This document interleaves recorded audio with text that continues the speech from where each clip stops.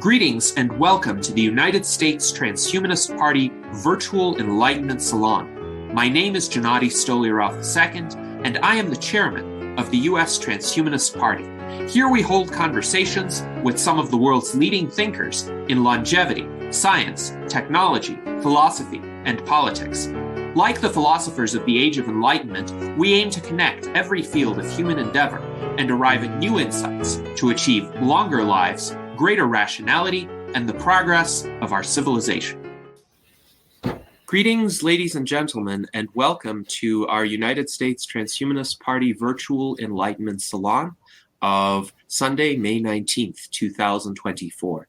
Today we have a fascinating conversation in store for you about human augmentation, including the state-of-the-art in cybernetic upgrades. So this is going to be quite an in-depth exploration of what technologies are already available for people who would like to essentially give themselves additional abilities. And joining us today is our panel of U.S. Transhumanist Party officers, including our current Vice Chairman and Director of Visual Art, Art Ramon Garcia, our Director of Longevity Outreach, Ben Ballweg. Joining us from the YouTube chat is our vice presidential candidate, Daniel Tweed, and also our legislative director, Jason Geringer, is going to be participating, hopefully. Our guests today hail from Augmentation Limitless and Symbiont Labs. They are Jason Hartgrave, Frazier Farrell, and Casix. So welcome to all of you. We are quite happy to have you here. What can you tell us about Augmentation Limitless and Symbiont Labs? I understand Symbiont Labs is a new company that you are starting. When did that begin, and what is each of these endeavors focused on? Hi, thanks for having us. I just wanted to say hello, and I'm glad to be a part of the show. I'm actually en route to an event that we're having for Augmentation Limitless and the new Symbiont Labs entity. And what I can tell you is I'm the newest one of the team. So the best person to, really answer the question of the history of like what Augmentation Limitless is about, and Symbiont Labs is the primary founder, Casix. So I'm a new member of the team, and I can talk a little bit more about this situation of how I kind of joined it and why we're doing Symbiont Labs now and a bunch of other communications. But I really want to pass it off to Casix, who has been in the industry more than a decade. Yeah, hi, absolutely. Hi, I'm Casix, and so I founded Augmentation Limitless, which is a community organization of biohackers, essentially. We've done a lot of really cool projects. There's biological-based projects. There's been a whole lot of different implants, and so working within this community, we've already done a lot of really cool things. And then this is Symbiont Labs is actually the first time we've gone kind of the business route with it. So we figured out a way to where instead of just doing cool things and doing cool research, we can actually try to turn it into an industry. Make it more impactful, because there's some really advanced things that I'm sure I'll end up discussing with you that we've done. But I mean, the reality is turning that into something that, just an average person who wants to do these types of things. That's really what we want to get to. And we'll get in there with Symbiont Labs. Yeah, and I guess like one of the clarification points is really that what is Symbiont Labs and what is Augmentation Limitless? And really, this is the genesis of the cybernetics industry. So when we think about cybernetics, we think about augmenting ourselves with different capabilities and electronics. And we know that, electronics is getting smaller and faster. Eventually, we kind of want to put these things either close to us or actually inside of us to do various things and to interact with our bodies and allow us to express ourselves with new ways and have the tools really augment the capabilities that we have. And that's one of the reasons that came into play.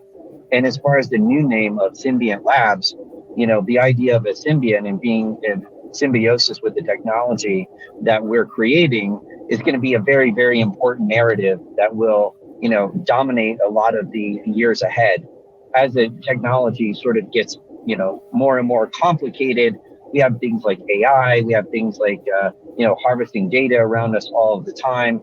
And who's really designing a self-sovereign, what we call a self-sovereign cyborg future? Who's really thinking about these deep issues? And we realized there was nothing like that. And we also realized that there is the current regulatory environment with the United States made this industry hold back for many years. And perhaps like Kasich and, Frazier can really talk about what the journey has been like, from the early days up into, the recent breakthroughs of what is going on now. Absolutely. Yes, that would be a great area for us to delve into. Essentially, how has the regulatory landscape and generally the landscape of opportunities that are available affected Augmentation Limitless from its early days to now? And how far have you come from your founding? First of all, for our audience, when was Augmentation Limitless founded, and essentially what were some of the key developments since that time?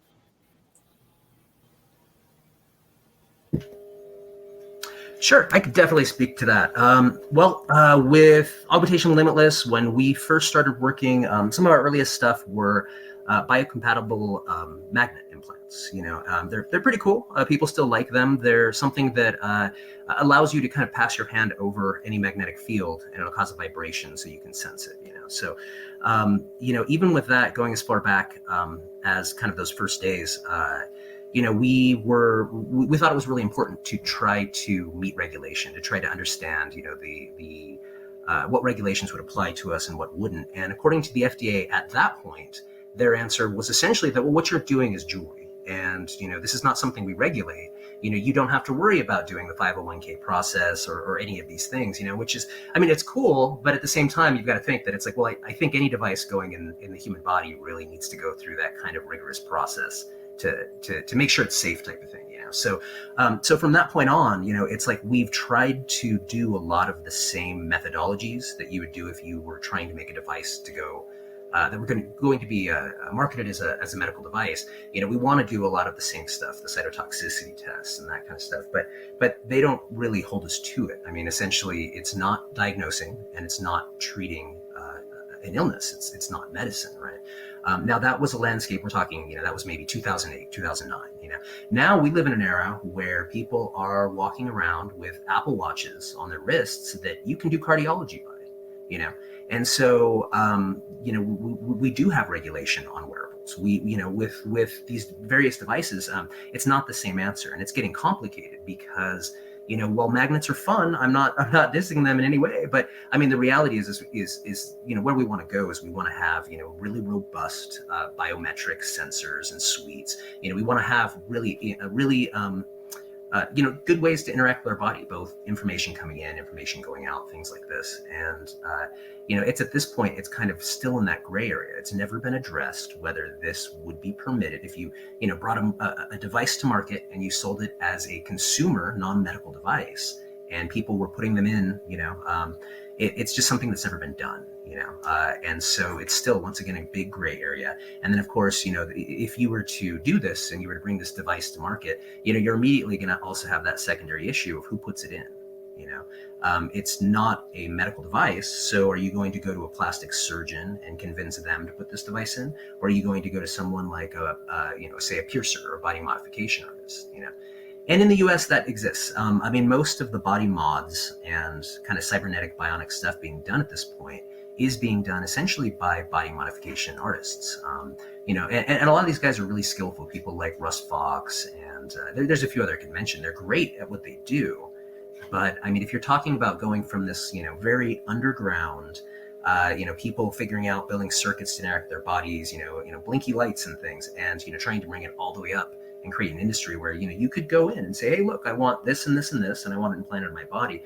That's a very steep curve to try to do. And so it's something that we never really were trying to, for many years, to try to push into the realm of being a product. There have been a few successful companies that have come out of kind of our community. For example, Livestock Labs is great. Amanda Plimpton and a number of other people came out of a group in, I believe, Philadelphia, and they were, really active in the community. Well, they made Livestock Labs to make these implants that go in cattle. And, it's a successful company. It's kind of growing. It's down in Australia. Of course, the original intent was to make devices to go in people, And, and I'll be the first to admit there's, more than one Livestock Labs devices, out there in people right now, because that was really their drive. And that was how they could get to a device where they could do all the testing and whatnot. I think we're more fortunate. We found Roaton, we found Vitalia and Prospera, and it's just, there's a really great, very progressive group of people out here in Roaton, and it allows us the kind of legal ability to both create these devices as well as to create a clinic where we can implant these devices. So at this point, it's kind of like, oh wait, the floodgates are open. It's it's stuff we've been playing with, and of course we've had there's a lot of interest. We get contacted all the time by so many people who are like, I want a device that does this, I want this, and now it's something that's actually feasible. I think it's gonna be a big thing. Yes, yeah, thank and you. Kasich mentioned something really important about the mindset that we encounter here in the United States versus in some other sort of more globally minded jurisdictions. And it's really sad that we have this pioneering industry of people that sort of want to push the limits. You have people that want to experiment, but even something like right to try cybernetic devices is just not something that exists in the current United States environment. And when we found enough of a critical mass of entrepreneurs and other people from around the world, we said, hey, this is an environment in a special economic zone where now we can take this underground movement and actually make this happen and develop safety standards and frameworks. Because as we all know, and as it's very obvious, that there's a big difference between, say, wanting to put like an LED in your fingertip versus sort of a pacemaker, right? One is, critical for life, and one might be an aesthetic to, show off a little identity of who we are. And, maybe we want to glow to music or some of these other things. And what we're seeing is, unfortunately, like the United States being sort of a damper on innovation at the moment and driving some of the things like, synthetic biology, DIY bio, for instance, and industries like ours, which are trying to augment through like physical, technology and components and chips into other places. Yes, thank you. And based on my understanding, the distinction here is Symbiont Labs is a company that's based in Prospera, which is a special economic zone in Honduras, whereas Augmentation Limitless is a biohacker collective that's based in the United States. Is that correct? Yes. Yes. So I think it would be good for our audience to also know what year Augmentation Limitless was founded in, and then what year was Symbiont Labs founded in. God, I think we started using Augmentation Limitless, I think in 2008, 2009 is about when Augmentation Limitless started up. And Symbiont Labs, we just started this year in February. Yes, so Symbiont Labs is very recent, but Augmentation Limitless has been around for a while, 15 to 16 years. So that is quite impressive. And you mentioned magnet implants were some of your earlier products or experiments. Jason Geringer wonders, what are some of the cool things that we might have the soonest in terms of people's access to them? Special tattoos or contact lenses with computer screens in them? What is available today, and what do you see on the horizon in terms of technologies of human augmentation? I could talk for an hour on this. So do either of you want to take this first before I start yakking? Yeah, I mean, I could. I suppose I should take a turn and chat a bit. So currently, there's RFID and NFC tags. that we've installed a lot of those. The company Dangerous Things that we've vended for in the past makes those primarily, and so those are for things like instead of using a key card, you have like a chip that has that same information in your hand, for instance, to get into like your place at work or your house, for instance. There's like finger magnets for like extrasensory perception. Lets you feel like electromagnetic fields, and then for like the chips, there's also like data storage capabilities there, and that sort of thing. And we're developing more sensors. So we're developing currently a pulse light right now that uses I can never get this word right.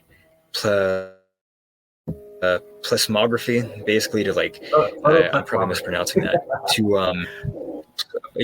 There we go. To synchronize basically your heartbeat to like blinking LEDs, essentially. And then we're also working on an implant that we call the Temptress, which is a temperature implant that we want to add additional sensors onto. And we're also working on our own continuous glucose monitoring implant as well. Yeah, I'll jump in here because I want to talk about the milestones these kind of represent. Because as Frazier was saying, kind of when this started, Dangerous Things is a good friend of ours, like Emil Grofstra. We're working together on a lot of stuff. We're going to end up doing a lot of coatings for his work, actually, a lot. But as he mentioned, each of the items that were at that point, when you're talking about things like magnets, RFIDs and NFC devices, none of these are powered devices. Okay, and that's pretty much as far as an industry has gone up to this point. Is there's a lot of cool things. So for example, the Apex Flex is one of Emil's more recent ones, and you can do all kinds of cryptographic functions with it, and it can function like a hard wallet for your cryptocurrency. I mean, they're really cool, but it's, once again, that's still below that kind of powered line. And what we're doing with the Pulse Light, it was actually, this is another actually community endeavor, and it's my friend Corey. He did probably the bulk of the work on this. He's one of our consultants, and really the drive here is this is a little open platform, and we have 3 different power modules. One of these power modules is going to be a supercapacitor unit, another unit is going to be a lithium ion, and another is a different chemistry. I forget the name. It's actually a chemistry that is used in pacemakers, for example. So it doesn't have as much power density, but it would still be adequate for the minimal functionality on the pulse light. And so we actually have a person who's kind of specialized in working on these batteries. After we do some of the coding work and working with this, we're going to be doing all of the kind of standardized tests that you do with like an ISO standards. To where we're going to see how this stands up. We're going to stress test them. So this is where we're getting into more interesting territory, because when you go from that area of, hey, I got this passive device, in my opinion, a lot of those passive things, it's kind of like, well, I could have a ring, or I could alternatively have a belt buckle. I could, it's if you're into the novelty of the technology, it's great. People are excited, but it's kind of like getting a tattoo. Once you move into a power device, it goes from that to say something that can do active logging. So the second device that's going to be ready at Grindfest, we're actually finishing up the coatings this week, is the Temptress. The Temptress, it is an NFC-driven thermometer, right? So all it does is that you take your phone and bleep, you get your temperature every time you hold it up, and it'll log your temperature, right? Which is not terribly impressive, okay? Now, right there, though, that was really with our power unit. This is kind of almost a previous test of something else. But when you get to that point where you have power, now it's a whole different thing. If I can hold my phone up once a day and I can get a log that tells me, in 10-minute increments, the variations in my temperature. Now that's something that truly becomes useful. So that's our kind of 6-month goal, is that we're setting out some of our initial power units, which we'd worked on for years anyways. And then after that, it comes down to biosensors. That's our kind of phase 2, is that we've been speaking with a lot of different companies. Because what it turns out to be is that there are, a lot of people that come out with these really great new sensors, and there's no market. I mean, you got to think that if this is a sensor that's intended to go in the human body, you have to get bought up, or your tech has to get licensed essentially by one of those big 10 manufacturers who make all the implants in the world, right?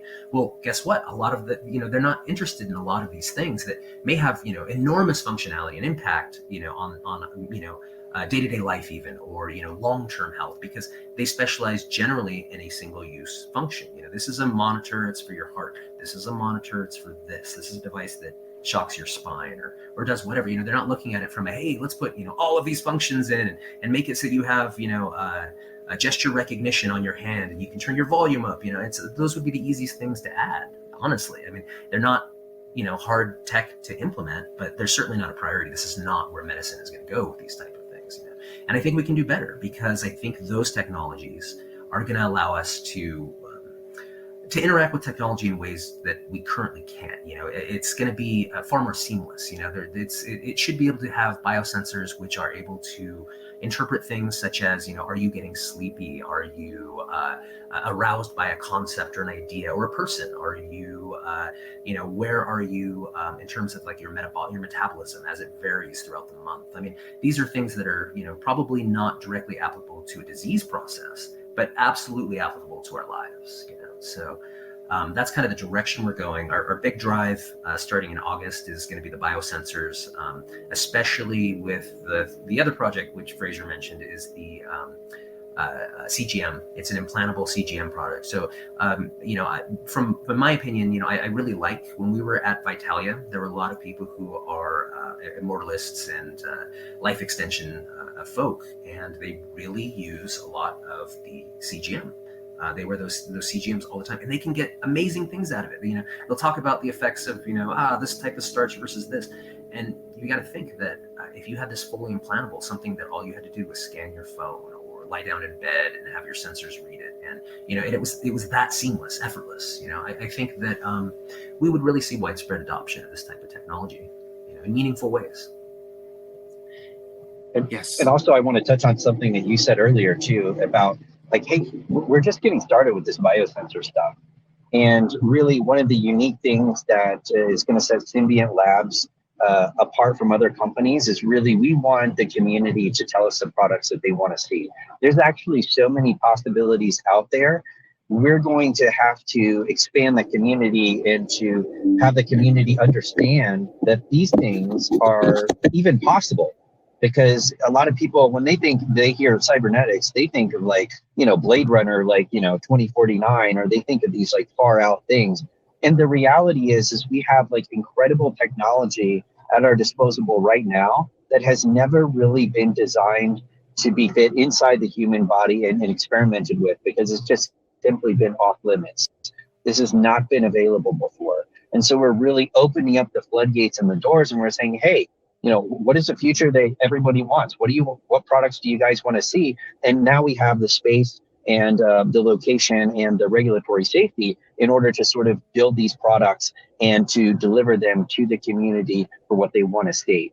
So some of the earlier, I think, history of Augmentation Limitless that got skipped over was like, there was at one point in time, there was a Kickstarter for, I think, like a night vision project that Cassis can talk about.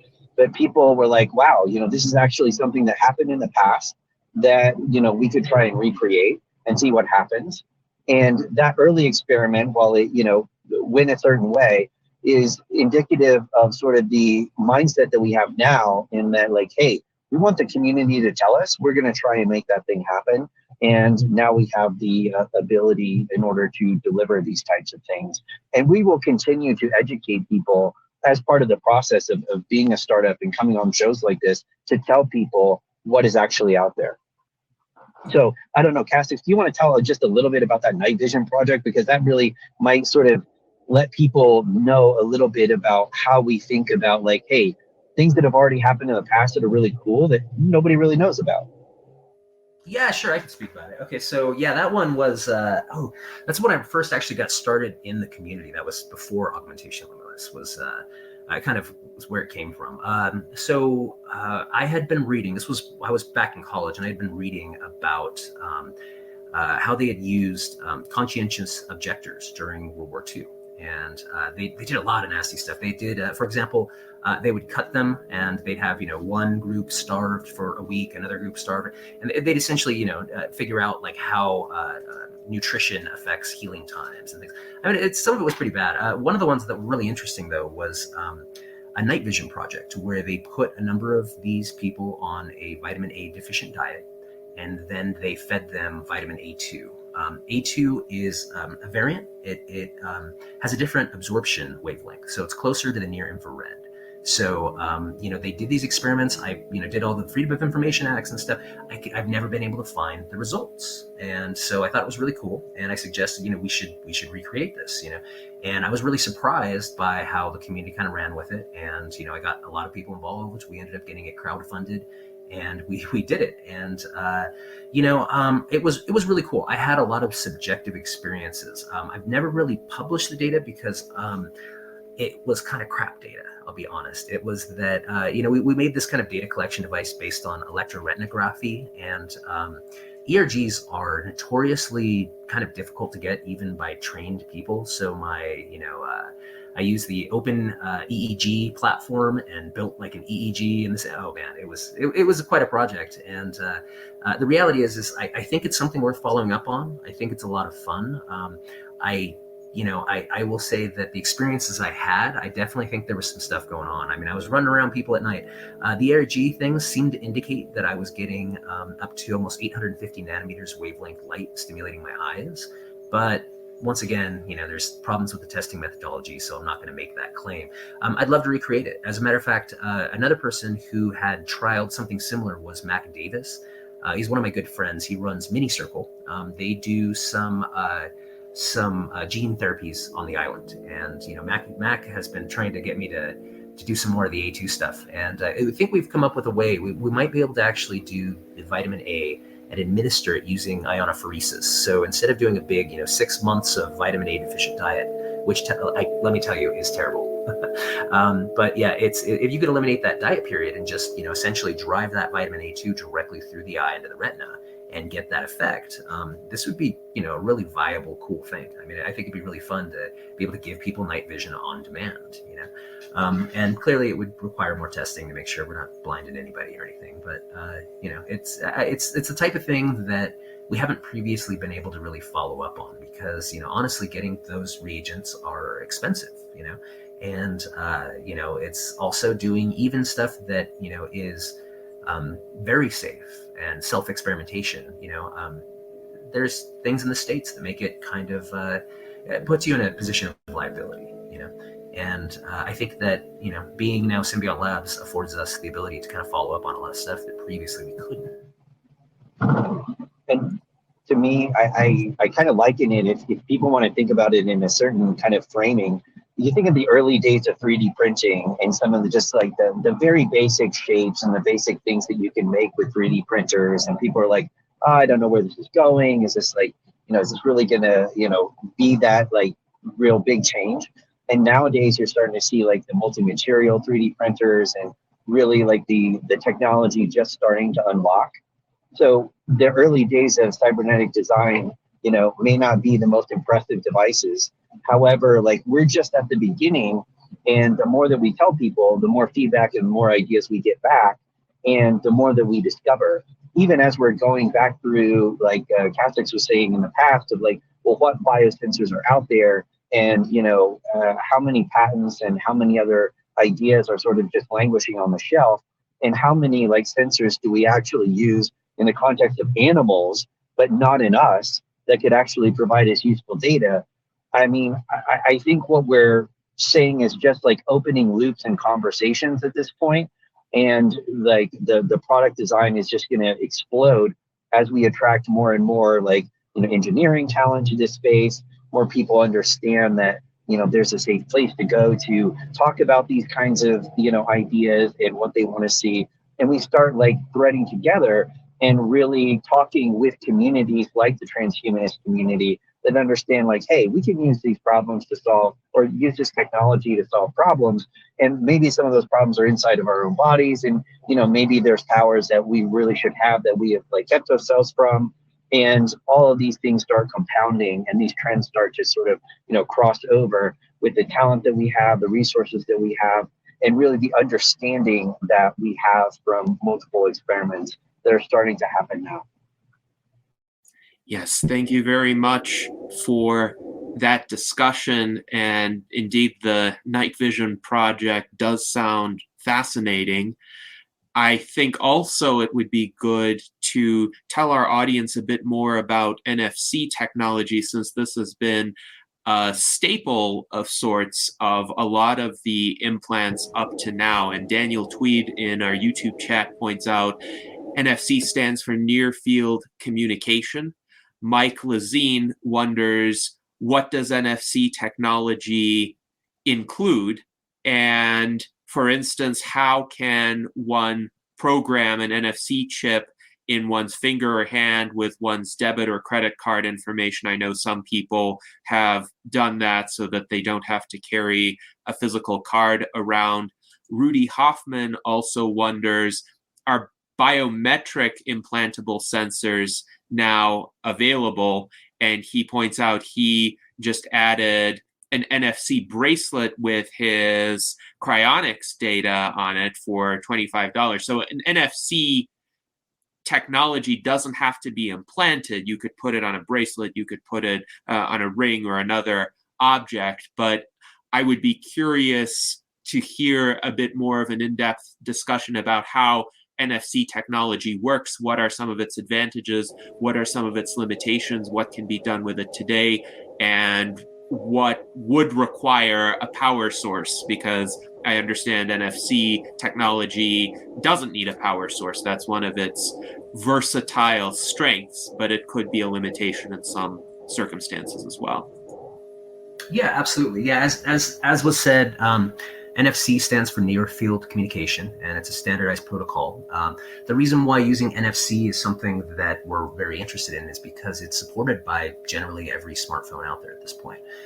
It's just very common technology. So there are other protocols, like the Qi protocol, for example, is going to be far better driving power to a device, but the kind of ubiquity of NFC is really the interest here.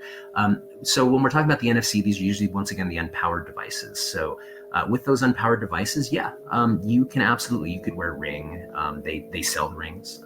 People have belt buckles. They have all kinds of things. And in fact, NFC's greatest uses are generally in either manufacturing and shipping and things where, it's cheap. You can put them on everything. Every fifth towel that comes down the line getting cleaned or whatever will be scanned, or there's a lot that it's used for. So it's great if you don't want to carry around your keys. So I used to be an ER nurse and working in the hospital. That is one of the environments where, yes, everything in the hospital is essentially driven by your badge. It has a little NFC chip in it, and you walk up to a door and you scan your badge and the door opens. Or if you want to pull medication out to give to your patient, you scan your little badge. It was really convenient having it in my hand. I was walking around, every door opens with my hand. Every time I want to log into my computer, I use my hand. It's incredibly convenient. So I think that, the argument that you could have it external and not have it be an implant is absolutely valid. There's no reason not to, and the utility of these things are entirely going to be based on how many of the kind of secondary devices you have. If you hook up your car so that it starts to an NFC, it's totally something viable, but it's not standard. It's one of these things where, it's going to depend. If you put a lot of effort into, building out your house to respond to these things, then it's going to be great. And, and they sell tons of these kind of peripheral devices, everything from, gun safes and door locks to, things that change what pictures on your wall, that's all available. And, certainly you don't need it to be an implant, but it sure is convenient. I think that when you think of verifying your identity, they're great for that. I mean, you have essentially a non-fungible token saying this is me, and sure, someone can cut it out or do this and this. So it's not like some ultimate security device or anything, but at the same time, it's more convenient than a key. You don't have to carry anything, and it works with a lot of stuff. So NFC is great. I do think that we're kind of almost at the end of an era where NFC is not going to be kind of the main power source. It's not that great at driving power. So, if you're going to be using something to try to charge an implant, you'd be trading off. It's like, sure, you could always charge your implant using a phone, but if you're going to have anything that's going to be running for let's say even an hour, that's just not really an efficient protocol to get very much power across. So, I think that, as we move forward, we're going to develop further protocols, things that, are better suited to our purpose. And as what we're doing becomes, more widespread, I think that probably it'll be our standards that will be accepted, replacing NFC. So yeah, NFC is great because it's just everywhere. And so if we have a low power device that we can power with NFC, that's great. We'll go there. But it's unlikely to kind of be our mainstay as a standard for power. Yes, thank you very much for that explanation. And also, there's a lot of interest among our audience in continuous glucose monitors. Several commentators have written in the chat that they use a CGM, a continuous glucose monitor, already. Some use a more old-fashioned glucose monitor. And I understand that these are becoming more commonplace. Previously, even a few years ago, one had to be diabetic to get access to one. I remember speaking with a young woman who had type 1 diabetes, and she was talking about how hard it was for her to get the CGM prescribed to her. And I was asking her, well, do you think there's any chance for somebody like me to get access to one? And I'm not diabetic. I'm a runner. I run about 40 miles per week. And she said, why in the world would you want a CGM? You're not diabetic. You exercise regularly. You're unlikely to become one. But it is interesting, in my view, to monitor these statistics and perhaps to catch certain trends, certain ways in which one's body reacts to certain foods and uses glucose in a way as to establish a more sustainable lifestyle and to know that one is doing it. So I'm pleased that this technology seems to be spreading, including to people who want to do it for monitoring, for more preventative types of functions. And I'm wondering what it would take for this kind of implant to really achieve kind of a convenient mass adoption, so that it's cheap, so that it's readily available, so that people can go ahead and get it without a medical prescription because they want to know, they want to have this information at their disposal. Any thoughts on that? I think that, it is going to be something that happens over different phases, right? Your early adopters are going to be that group that I would say is health conscious. It's kind of strange that people demonize other people that just kind of want to know what's going on inside of their body, right?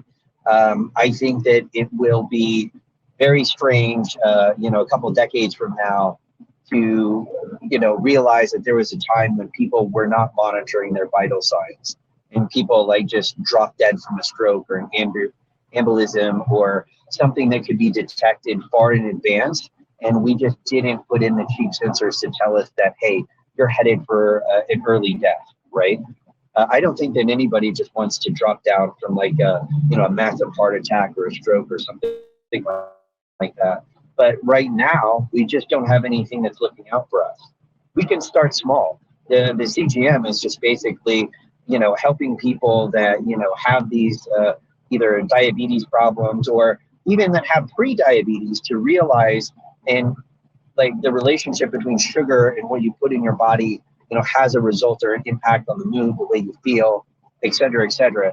And unless you have one of these devices that's sort of giving you this insight, you really don't know. You really don't know.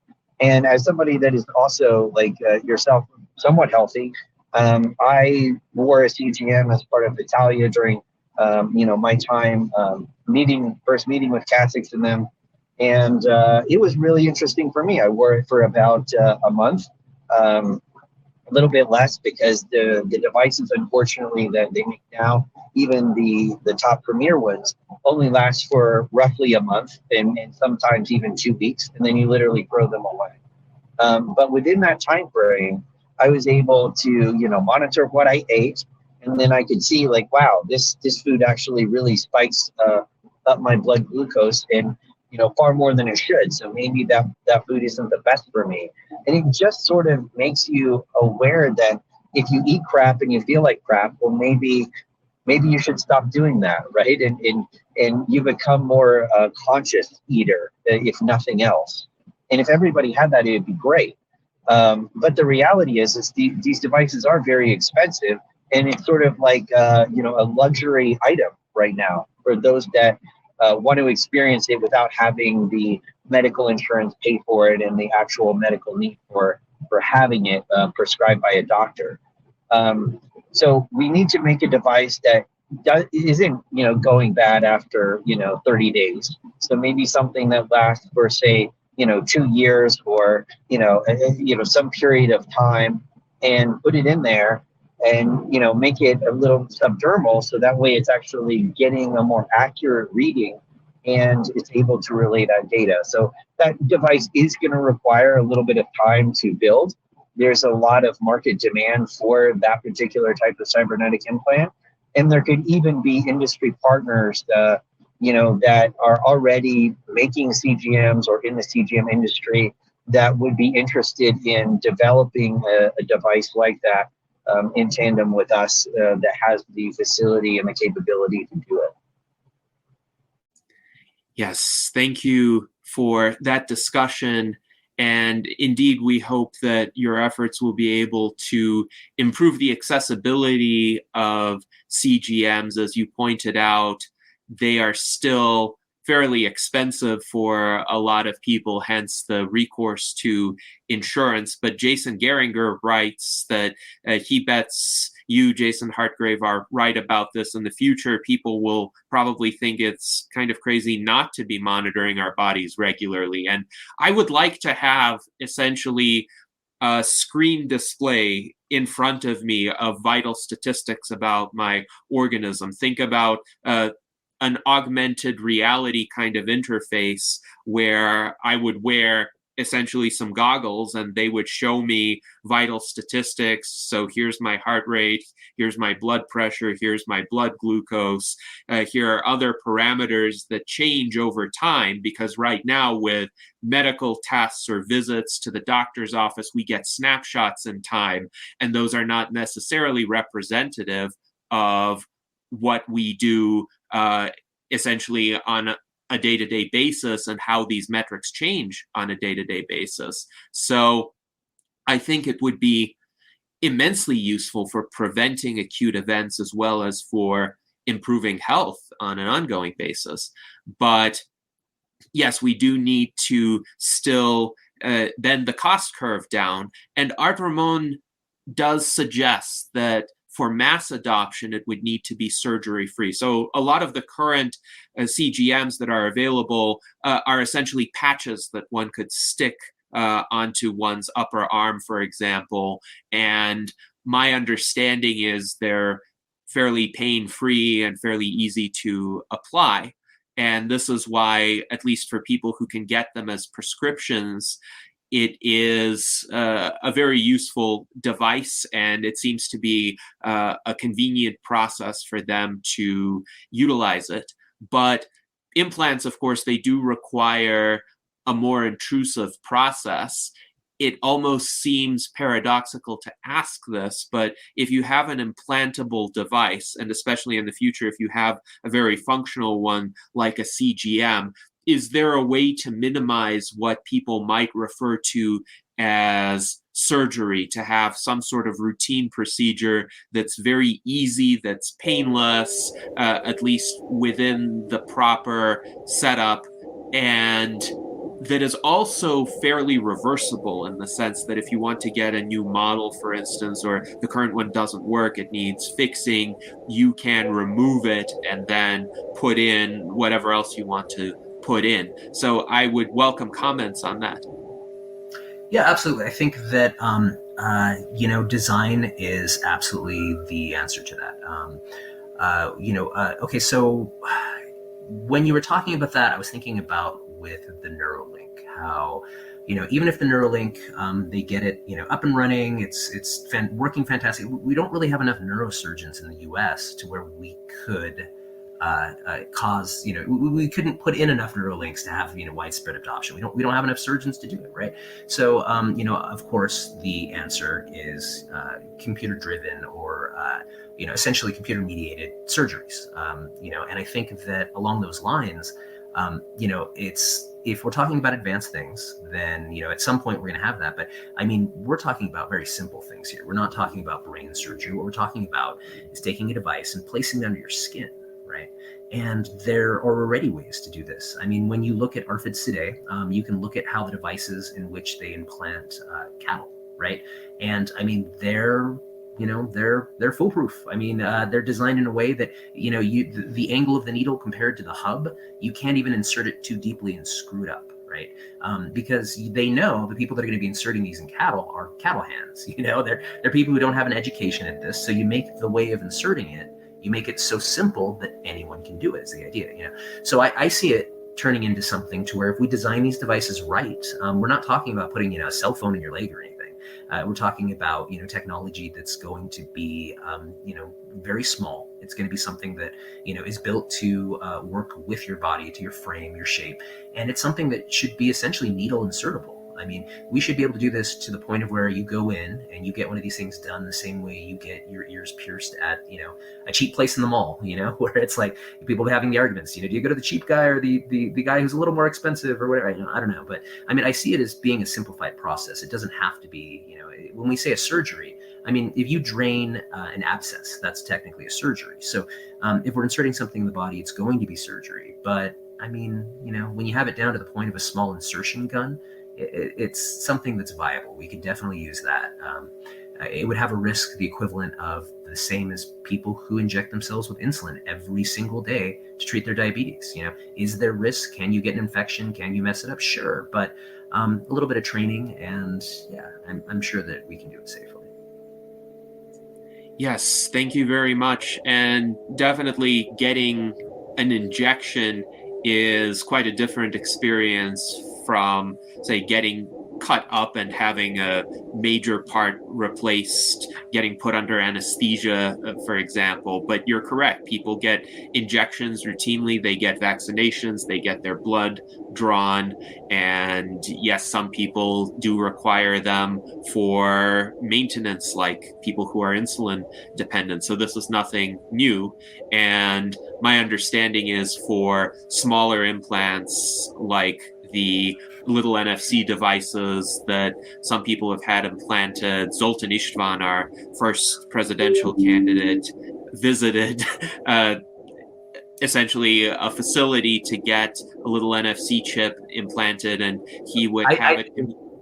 That was me. You did it. Yeah, I did it. Okay. Yeah, it was down in my lab. Nice. Zoltan's awesome. I love Zoltan. So this is already being done, and he didn't find it to be an onerous procedure. I think for medical purposes especially, people already have a tolerance toward injections.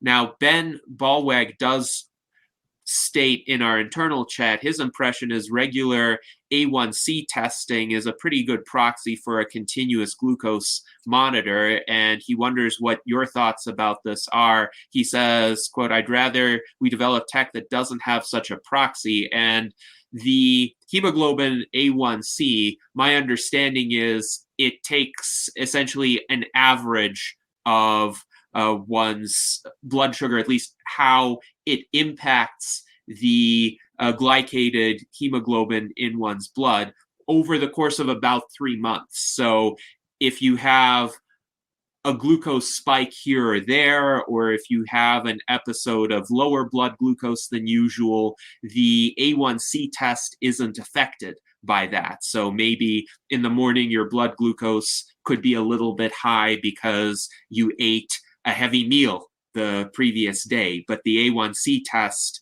would still not be tainted by that in effect. So you could have, say, a fairly low A1C percentage, and that could give you confidence that you don't have diabetes or prediabetes. So what do you think of that as a proxy? Is there a benefit to a CGM beyond what, say, getting an A1C test every 3 months would give to a person who's interested in this or concerned about it?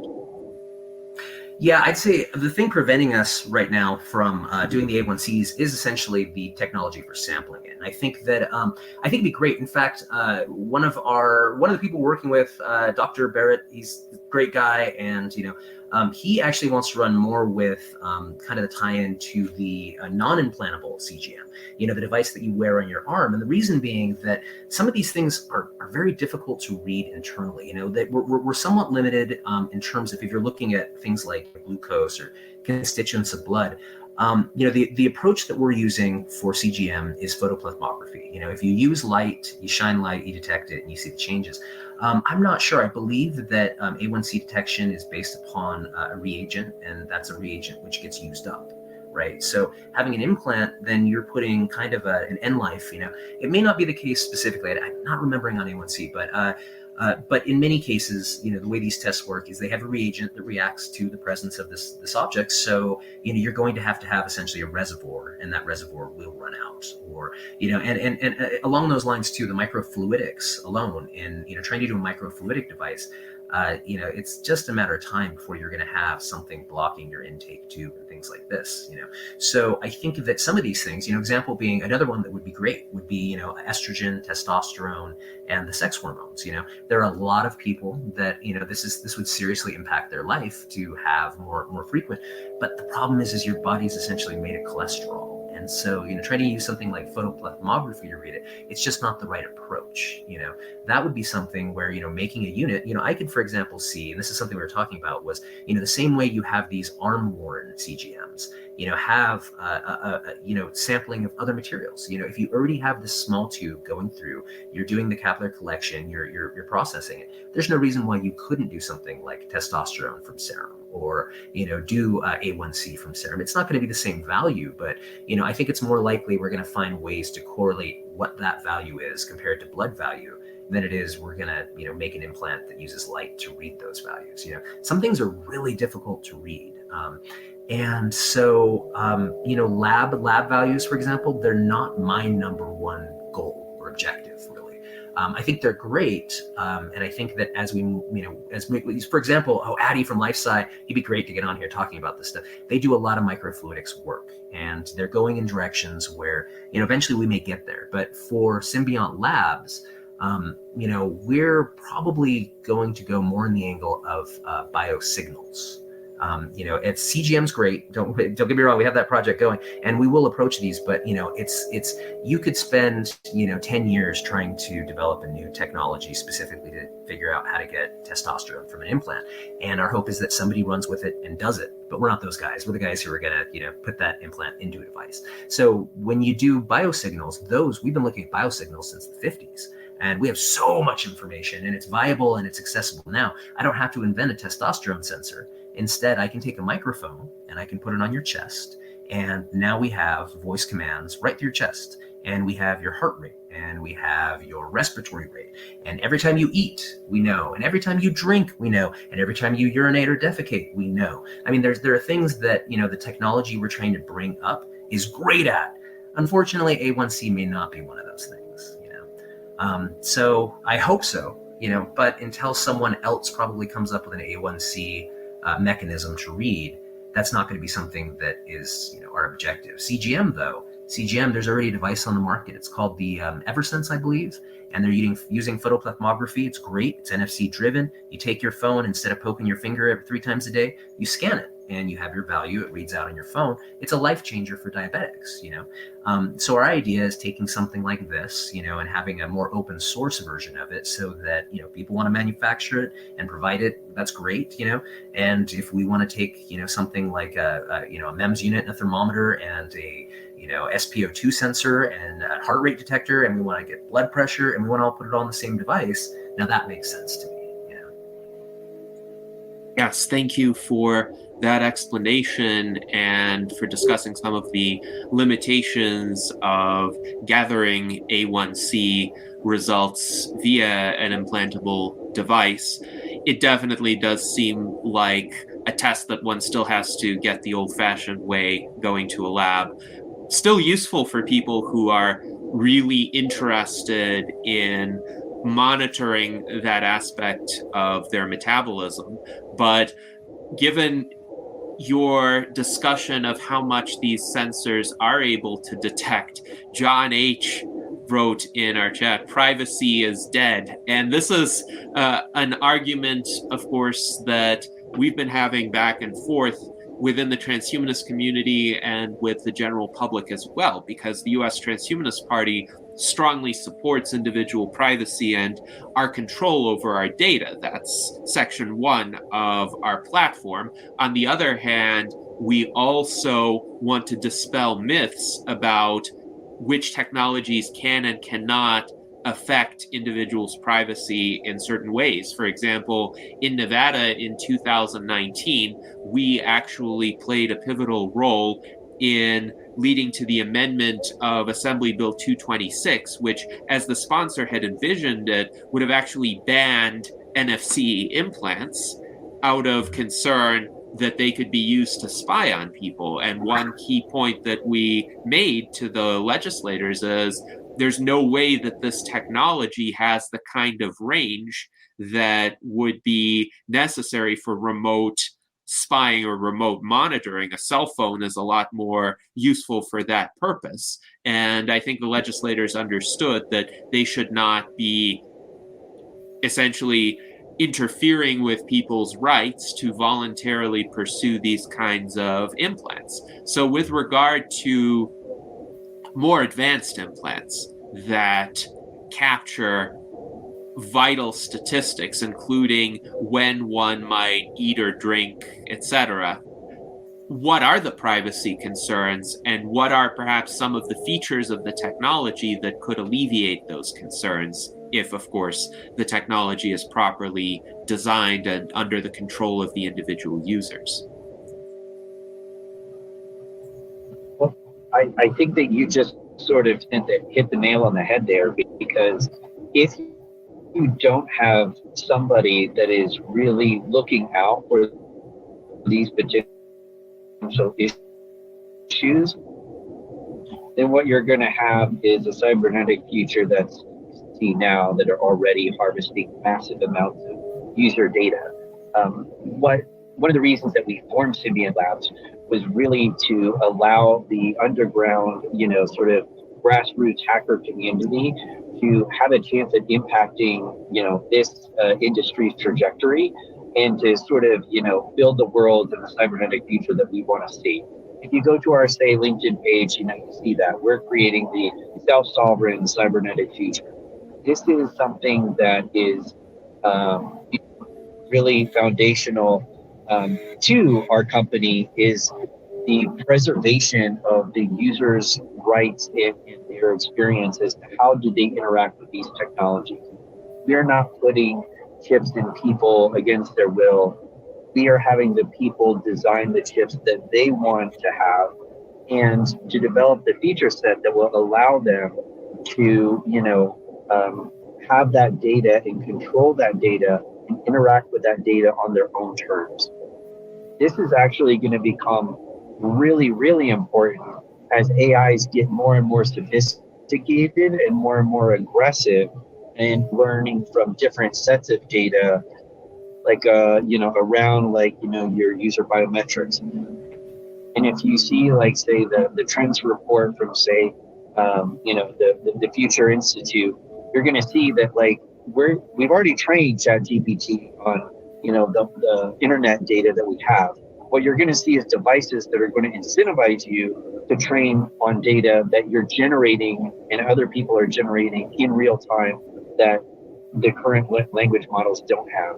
So this is a lot of healthcare data. This is a lot of biometric data. And you're going to see increasingly interesting devices that come out to try and incentivize you to give away that data. some of us, and I guess I speak mainly for myself in this regard, have sort of an affinity for, also cryptocurrency and, the ideas of Web3, which is basically sort of own your own data and, have economic incentives around controlling your own data. And that's also going to be a part of our thinking as we develop these devices and they become increasingly more sophisticated and able to harvest data. What does that mean? Well, for us, maybe that is the ability to interact with other people in the community in a willing way through something like a data union, and to establish technologies and rails and integrations that really consider these privacy matters from a product design perspective. So built-in privacy. Privacy is assumed by default. If you want to give your power away or you want to monetize your data, you should be free to do that. Absolutely. But you should not have that data harvested sort of in the background. And, this is something that's a little bit different than, say, cell phone design and things of that nature. And it becomes super important because these devices are actually in your body, right? So it's getting the most intimate data available. And beyond that, I'll have Castix and maybe Frazier talk a little bit about, how the community views it now, and maybe like how we're thinking about it going forward. Because I'm just, one voice out of, many in the community that have these types of concerns around this technology. Yeah, you're certainly not the only one. I would say that we're just now entering the era where the concern is real, because you're right. NFC technology, it's hard to make a door reader that that reads well when you walk through it. I mean, it's very difficult to scan someone without them knowing what you're doing, etc. Once you move into powered devices, all bets are off. No, it's a true risk. It's something we really need to consider. Part of how we are, developing our new devices and such is we have a fellowship program. And one of the kind of big, goals here is bringing in, Web3 developers and those who are involved, because, I mean, we're already seeing that kind of scary future start to kind of rear its head. I think it was about 2 years ago where Fitbit started to try to charge a service fee for you to access your own information. And it wasn't successful, and they did away with it, but they literally were trying to charge you money so you could see how many heartbeats you're getting per minute. And to me, it's like, wow, that's the beginning of the insanity right there. It's one of these things, and it's like the only way we're going to stop that from being the future is if us being at the bottom ground is we have the opportunity to set the expectations, right? And I really think that by making it very open and getting people in here, because now is the time when all of those huge ethical problems that people have written books about, to where it's like, what if you have one student and they've got the magic eye that can tell you this, and you've got the poor students who can't, and it's like, that's a real thing, that's a real problem,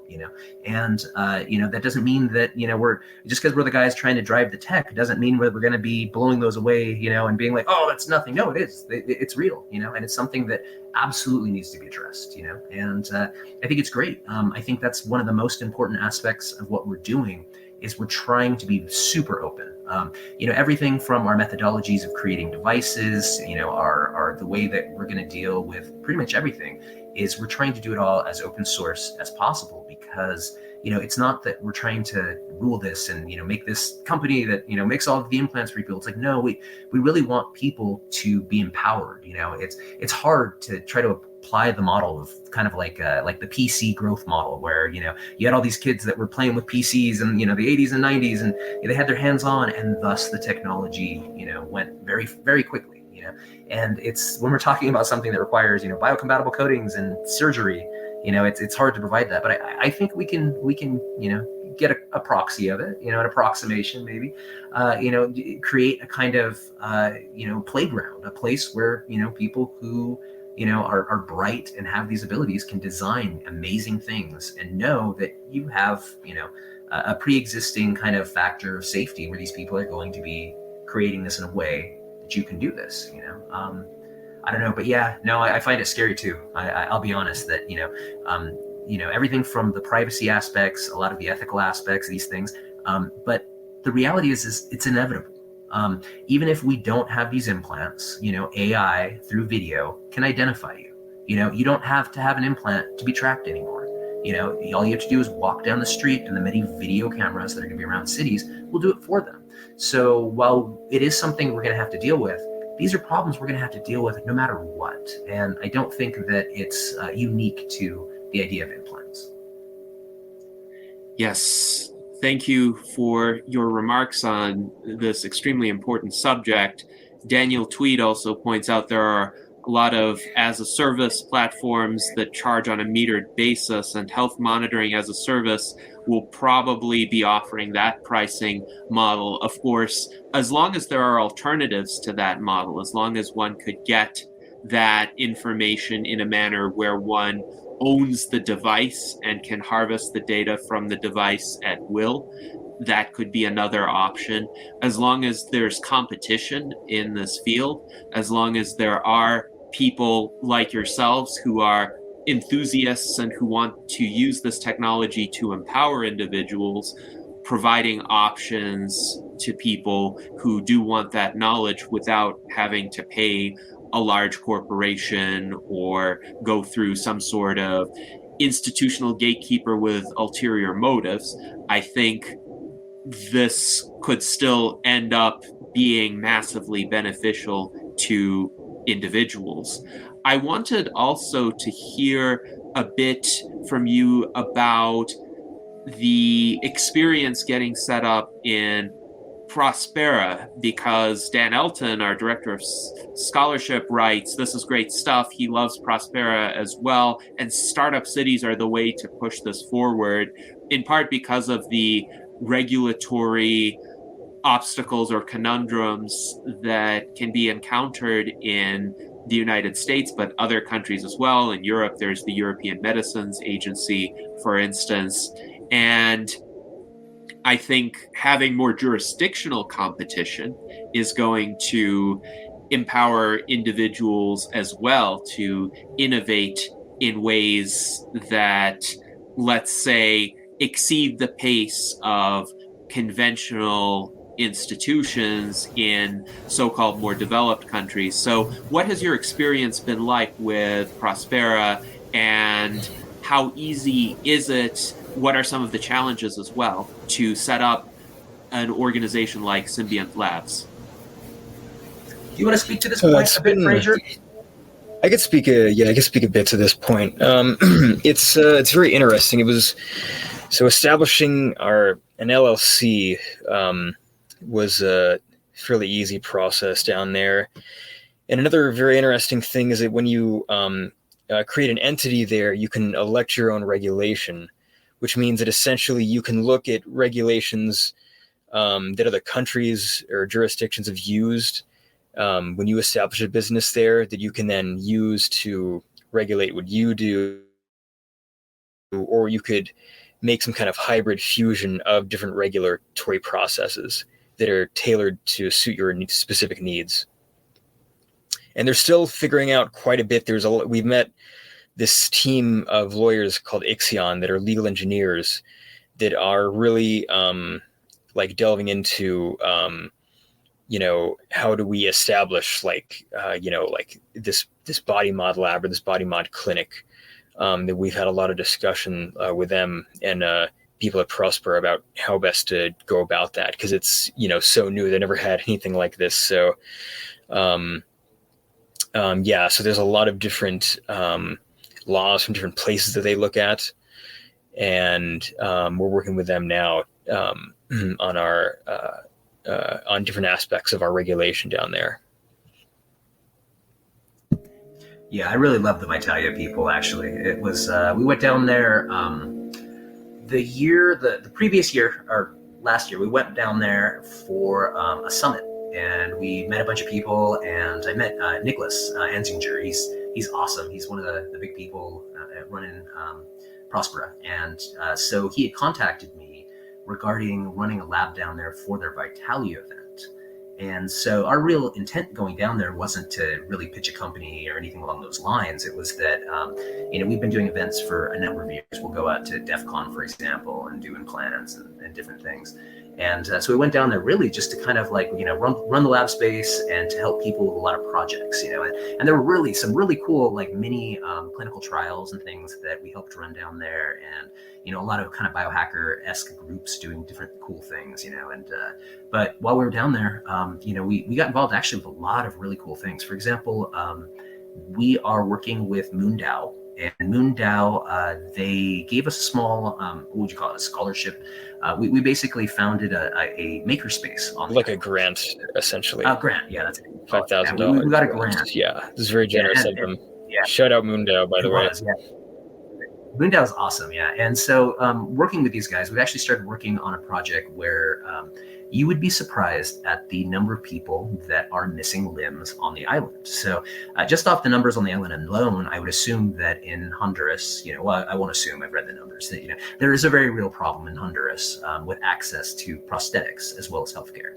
And so with Moondao, we've been working on a prosthetic project where the idea is to create custom prosthetics for the people on the island, and hopefully expanding beyond that to a larger scope, where using the 3D printers and whatnot from this doing so, and so we have gotten tied in with a number of organizations that already do these things, like Enable, and there's a few others, but there's already networks of people 3D printing and doing these things. And so being able to provide it on the islands to people in need and kind of being a node for these organizations, it's just another aspect, it's where everyone, it seems like on the island, is really driven to work together, And so, I'm just amazed by the amount of kind of, we've done projects with, damn near every other group in Prospera this time. I mean, there's GARM, the GARM clinic out there is fantastic. They're doing all kinds of regenerative medicine practices, and they've got a lot available. And the people at GARM helped us with setting up some labs for some clinical trials. I mean, I think that the thing is that it's really interesting. I feel like when we went up to San Francisco and kind of, pitched or something like that, it felt very competitive. It felt very, you're trying to make sure you're watching out for yourself type of thing. And when we went to the island, it feels like everyone is just trying to make everything work, and they want your help. So, you're half the time you're helping with other people with projects and their companies, but it's worth it because everyone is just so kind of, working together hand in hand, and they really want to make something big. They really want to try to solve major world problems. And it's kind of inspiring. I really love it. I love the people out there. And I think that, it's just a matter of time before Roton ends up being kind of the next, I guess instead of Silicon Valley or Silicon Valley, I don't know. But I mean, essentially, this is clearly going to become like many of these pop-up cities and special economic zones. I think this is kind of the wave of the future. We're going to see a lot of technology being developed and, the new ways of the future coming out of these areas where they're just not as restricted by, all of the accumulations of history. Yes, indeed. And I definitely hope that Prospera succeeds as an experiment and that other special economic zones follow suit. Now, I'm also curious if you're concerned about some of the efforts of the current administration in Honduras of President Xiomara Castro, who came into office in 2022 and essentially wanted to repeal the law that authorized the special economic zones. And thus far, it's been challenged in the courts, and I understand she has not been successful, but she has her sights set on Prospera and other innovative concepts like this. So are you concerned? Do you see this as a serious threat, or do you think that she will fail in her effort to essentially deauthorize Prospera? Having spoken with the folks at Ixion and knowing some of the people at Prospera and hearing from them, I find it highly unlikely that they're going to be able to get rid of Prospera. I think that there's kind of a picture painted sometimes online to where they make it seem, I've seen videos where they make it seem as if you have local Hondurans and they're, they're rioting against, what they see. And it's really not that way. I mean, there are so many people employed there and they love Prospera. They have, the Bitcoin Center. I met a guy and he was like, no, I love it there. I went there and my kid learned to, trade Bitcoin and this is, they really are providing advantages to the locals on the islands, and the locals recognize that. So I don't see as much of that. And in fact, the people there, the people that are running Prospera are Honduran. It's just a special economic zone. That doesn't mean they're not Hondurans that are running it, right? But worst case scenario, there's so many of these days, and there's so many of these startups and cities that are coming out that I think that it would just simply be, an unfortunate extinguishing of one place where it's possible. But in no way does it actually stop us from moving forward. Yes, thank you. And I appreciate that expression of optimism regarding the situation. And hopefully you are correct. And hopefully there will be enough individuals who are willing to defend Prospera in both the court of law and the court of public opinion in Honduras, because ultimately, if the crackdown proves to be politically unpopular, perhaps the administration will back down and realize it's not worth their efforts to pursue that. So now I would like to go to our other panelists, Art Ramon and Ben Ballweg, for their questions, and then we can go to more questions and comments from the audience. So Art Ramon, please go ahead. Yeah, I mentioned earlier how surgery, being a requirement of some implants, is sort of a deal breaker because, right now I could get my vision fixed with some sort of intraocular lens, but here I am with these, and I see you will also have these.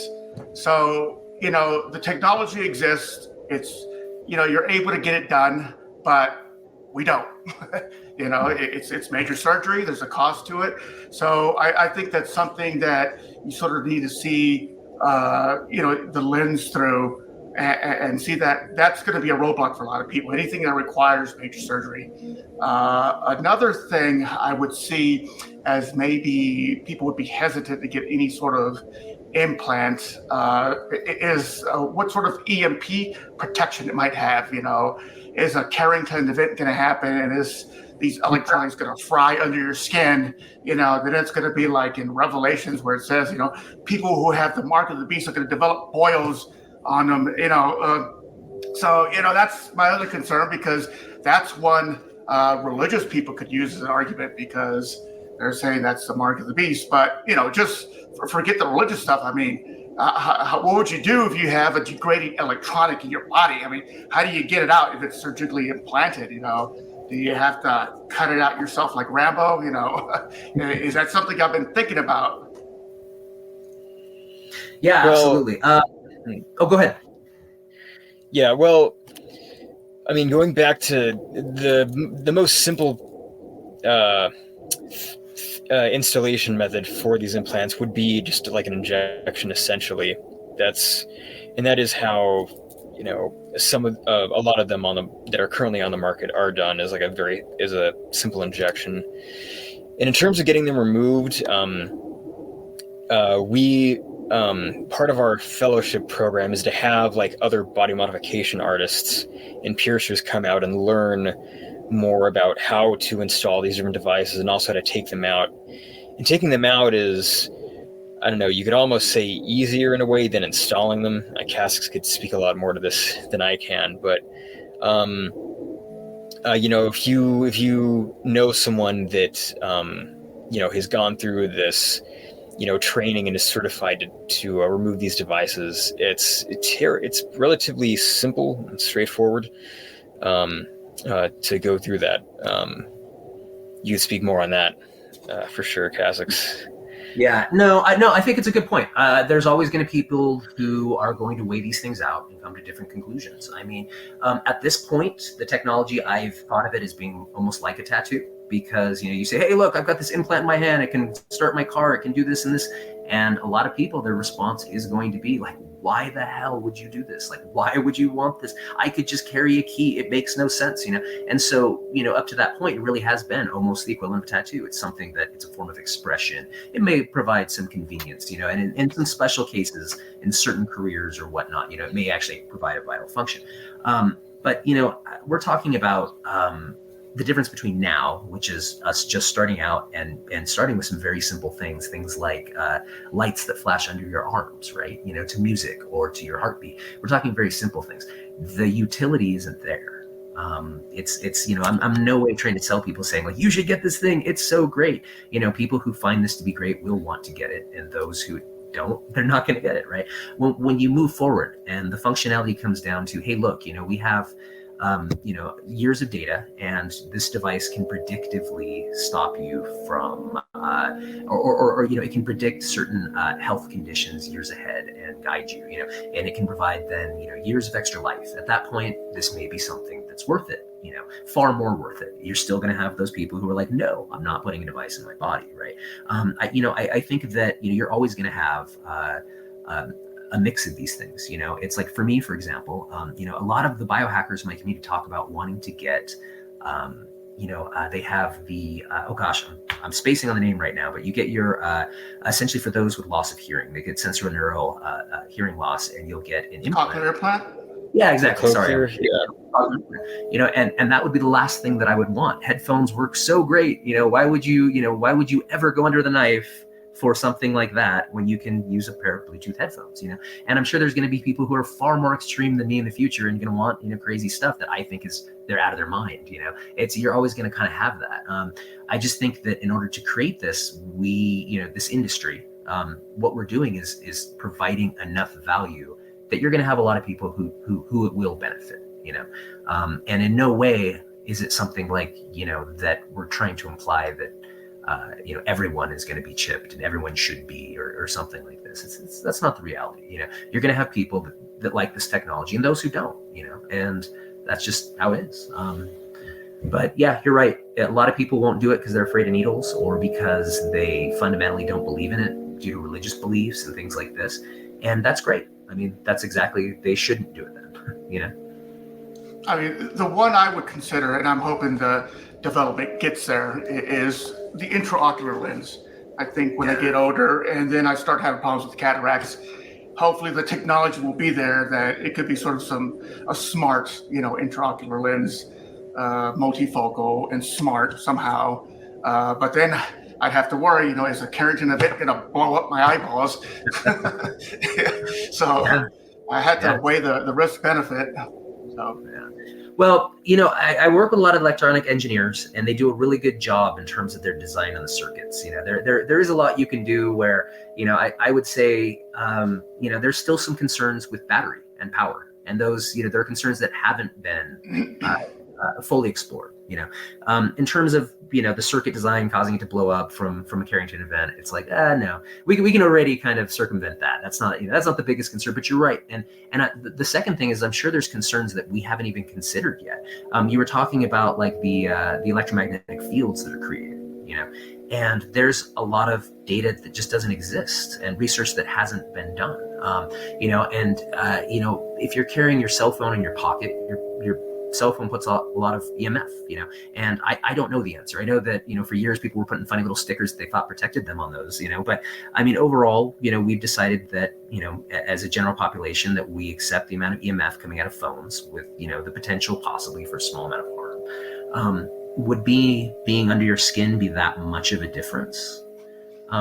Probably not with EMF. If you're talking about a battery, oh yeah, you know, if you're talking about a lithium ion blowing up in your pocket versus under your skin, you know, that's a big thing. I think one of the ones that scares me, because I'm really into the biocompatible coatings. That's what kind of my main interest in this is making things safe. And a number of years back, there was an entire line of breast implants that was taken off the market.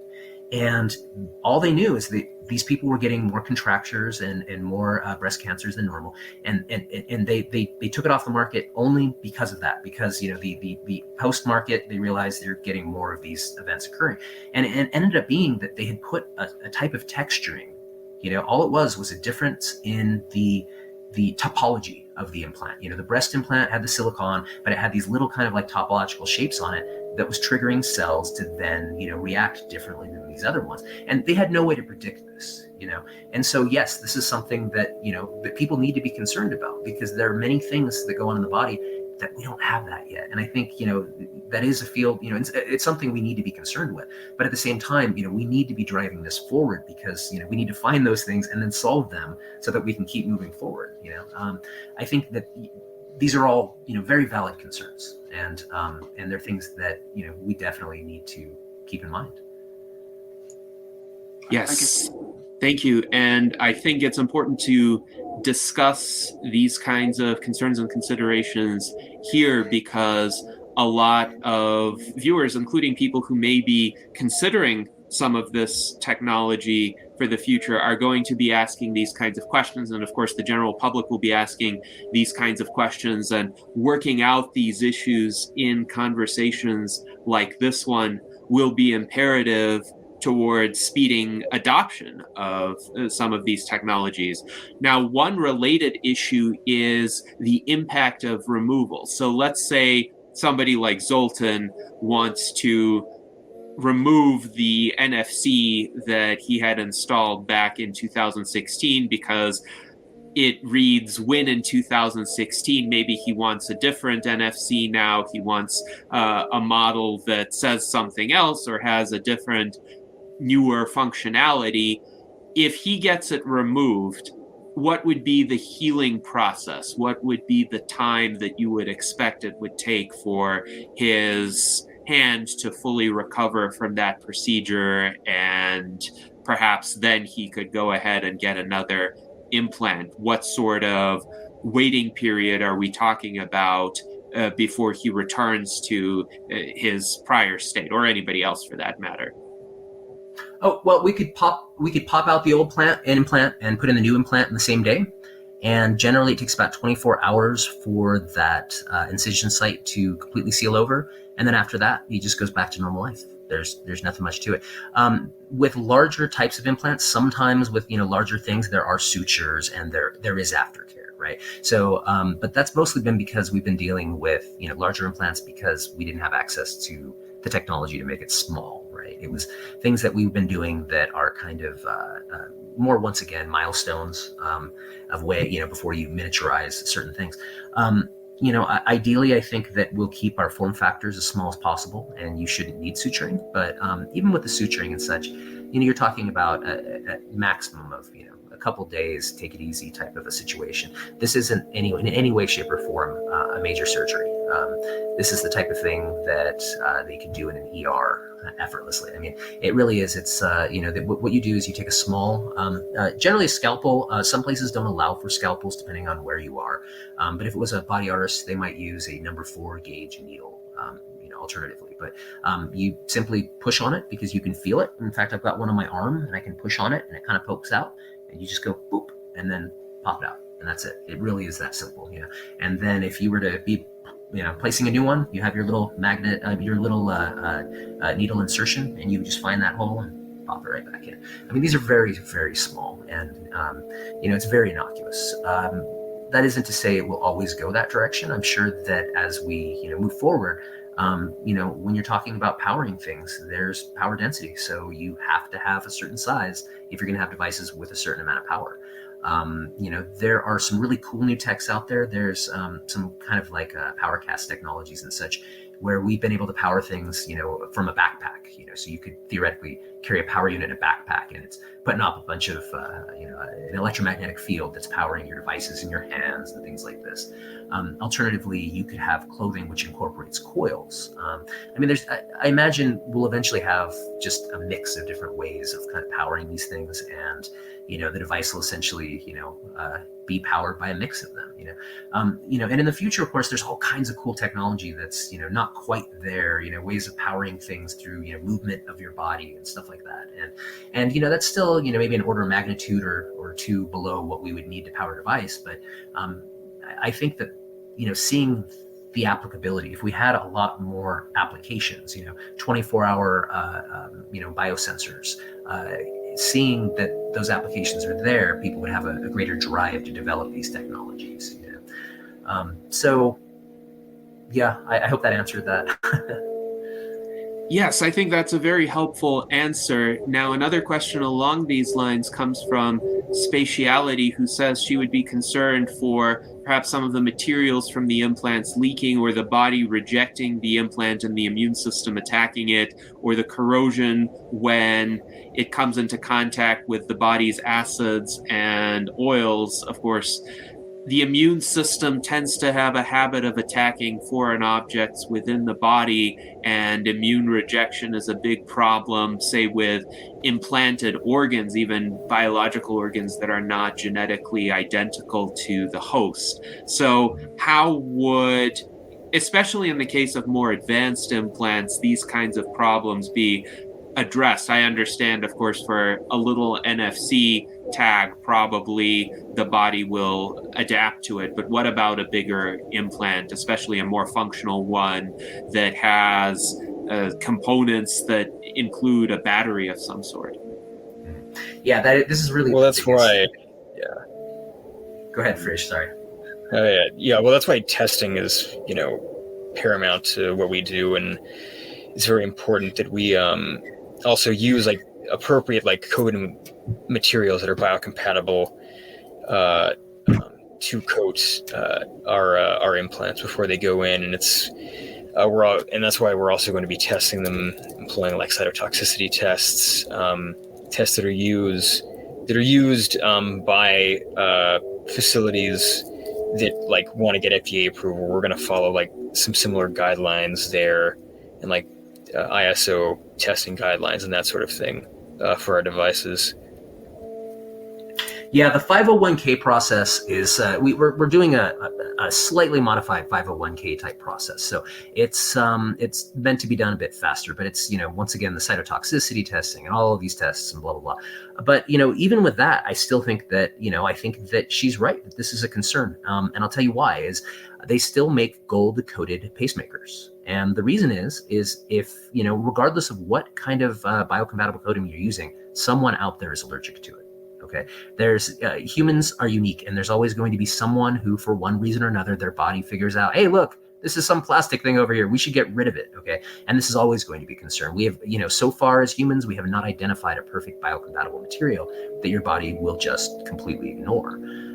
But that said, there's a lot that can be done with this. I think that in terms of leaking and things like that, those are all things that have been solved. I mean, you've got to think we've made pacemakers since the 68 or so, a little earlier. But we've been doing implants for a very long time, and we're actually really good at it. Titanium knees and this. In terms of reactivity, if you go look it up, yes, there's always going to be something here. Okay, there are people who have reactions to the titanium in their hip implants. So we're fortunate, however, that we're not doing hip implants. We're doing things that are generally placed under the skin.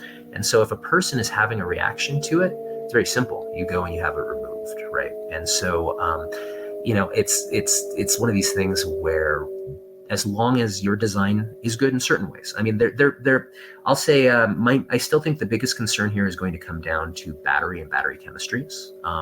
That still remains one of the larger risks in medical devices as well, right? But God, we went to this medical conference, biomedical battery conference. It was like a medical device conference.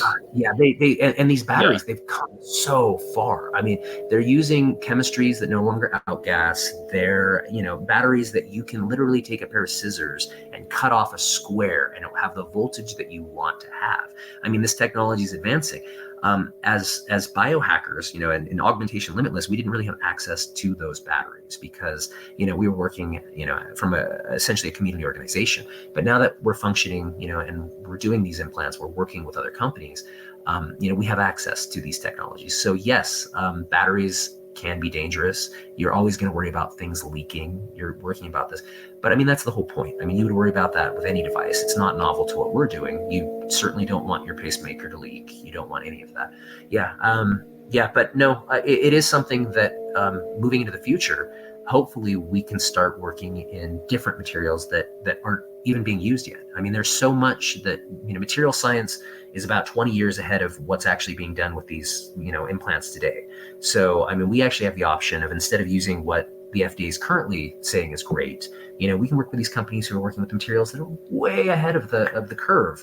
So, in theory, our devices should be able to do things that or be safer than what is currently being produced. We'll see. Yes, indeed. And thank you for that thorough reply. Mike Lazine writes that these are good points on hip replacements and pacemakers, giving us some ideas on how the body would respond to certain cybernetic implants, and the fact that essentially our medical technology has become fairly adept at mitigating at least the problem of immune rejection for certain advanced implants. Many people get knee or hip replacements, for instance, and most of them receive sufficient care to alleviate the problem of immune rejection. Now, we do have some interesting comments in the chat from our viewers. Now, Mike Lazine, this has already been addressed. Jason wonders about tattoos and artificial skin. Can something like that help keep us warm in cold weather? Has there been any sort of work on essentially temperature modulation or any implants or technologies that could help with that? Of course, clothing is a technology like this, and I wonder if the biohacking community has deemed that to be sufficient. Oh man, you know what? No, there's because we're talking a lot about implants right now, but I would say in the biohacking community, implants is only one approach. And there was a few years back, I think it was one of Rich Lee's projects. Actually, was a DMP-based project where they were dosing with a chemical called dinitrophenol, and it raises your body temperature to the degree of which people can die from DMP. It can be dangerous, but used properly, I mean, they were raising people's body temperature to very high degrees chemically. Once again, if we're talking about things like artificial skin and whatnot, there have definitely been some skin projects that I've seen people work on. I kind of doubt that, because you got to think in terms of like power, producing heat electrically and, kind of the implant approach, trying to increase your body temperature.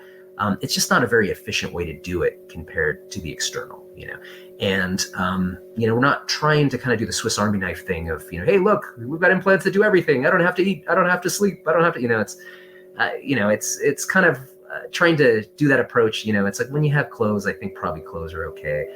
That isn't to say that people haven't played with the idea of altering body temperature, but it's generally been chemically and for certain purposes, like, I want to lose a bunch of weight in 5 minutes or something like that. But yeah, I think that the biohacking community in general is so much more than just implants.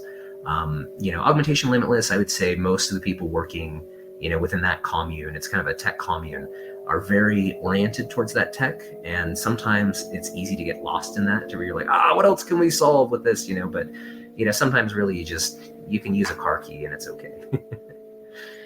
Yes, indeed. Sometimes, indeed, the simpler technologies could be the more practical ones for particular purposes. And with regard to implants or other emerging technologies, it's worthwhile to think, what are the unique problems that these technologies are suited to solving? Now, we also have some comments from our friend Rudy Hoffman. He writes, I like the ideas here. It does seem that this is at the leading bleeding edge phase. So we are talking about some technologies that are really on the cusp of what is possible today. And this is much appreciated that we are getting insight into this realm. He also writes, there are so many things happening in our bodies that we are ignorant of, and he's glad that you are making good things happen in this space. So thank you very much to Rudy. And on the subject of privacy, our friend John H. writes, even though he is concerned about privacy, he doesn't mind if his data would be added to an anonymized compilation. So as long as the individual identification is taken out of that. And we had an interesting virtual enlightenment salon on the subject on big data, artificial intelligence, and longevity with Didier Kernel on July 11th, 2021, where he essentially proposed a system of anonymized data collection for purposes of analyzing essentially health information at a population level without compromising the privacy or identities of individuals. So that's a fascinating discussion for those who are interested. And now I wanted to see if Ben Ballweg had some questions for you. Thanks for being here today, guys. I particularly appreciated you were saying something along the lines of that if people decide they don't want to take up the technology that is offered, that the playing field should stay equal. And I know that with transhumanism as well, that we want to make sure that people want to have life extending technology, sure, go right ahead, but you don't have to. You're not going to be looked down upon and that kind of stuff. So I was curious how you guys both got into this movement, and if you happen to have an interest in life extension and keeping on living, or if it's more like, nah, you just want to be able to do cooler stuff while you are alive. I'm particularly interested with our background, Casix. Yeah, absolutely.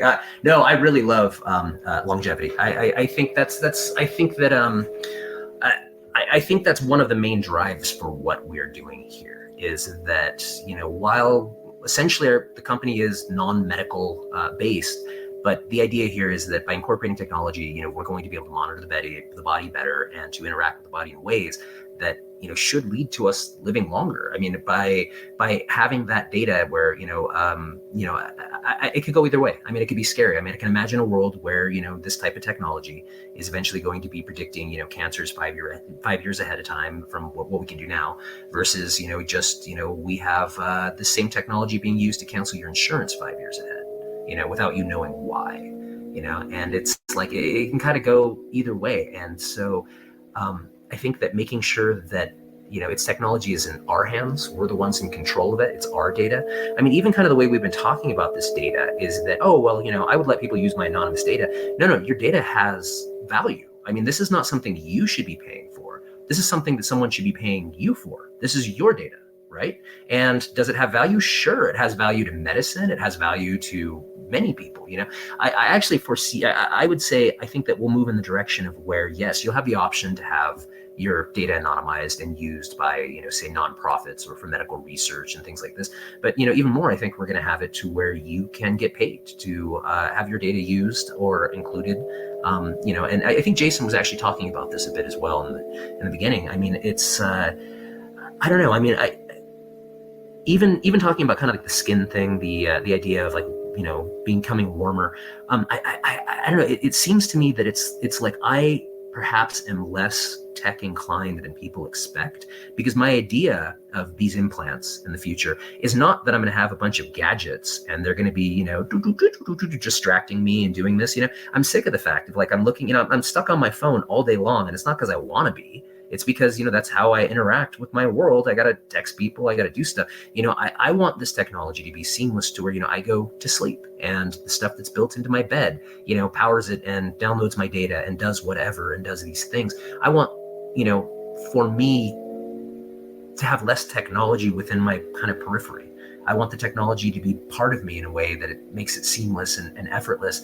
Instead of being gadgets, I want it to be, something that's seamless. I guess that's the whole thing. I keep saying the same word, but yeah, the way I envision it is going to be that it's just such a simple thing, and it's just such a given that, you want this technology. Of course, you have people who don't take it because of religious convictions and things like this.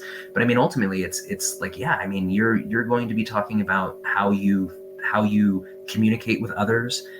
We don't have to have these devices we carry around all the time. We don't have to have these certain things. It's going to make it to where it's more of a natural interaction while still having all the benefits of the technology we have around us. I want that simple kind of life where I'm almost like a villager. I wake up, I go jump and swim in the water, and I do all this stuff, and yet I still want all the advantages of modern society, right? So, if you have an implant, it's like, yeah, you can jump in. If I've got my cell phone and my this and my this and my this, it's the idea is more one of shearing away the apparent technology and making it more seamless and kind of more symbiotic with us, right? So yeah, that's kind of my take on it. Yes, thank you very much for that answer. And it is indeed a fascinating vision of a future where technology gets integrated into the human organism so that we more directly gain these capabilities instead of relying on as many external devices as we do, and the relationship between the human organism and technology, both internal and external, is going to evolve in some quite fascinating and thought-provoking ways in the years and decades to come. I wanted to give you the opportunity to discuss Grindfest, which is happening shortly between the 24th and the 26th of May. What could you tell us about Grindfest, what will happen there, and if anybody is interested in attending, what do they need to do? Totally. You want to talk about it first, Frazier? Yeah. So Grindfest is it's kind of like an unconference sort of a thing that we hold out at our lab space in California, which is about like 2 hours north of Los Angeles in this town called Tehachapi.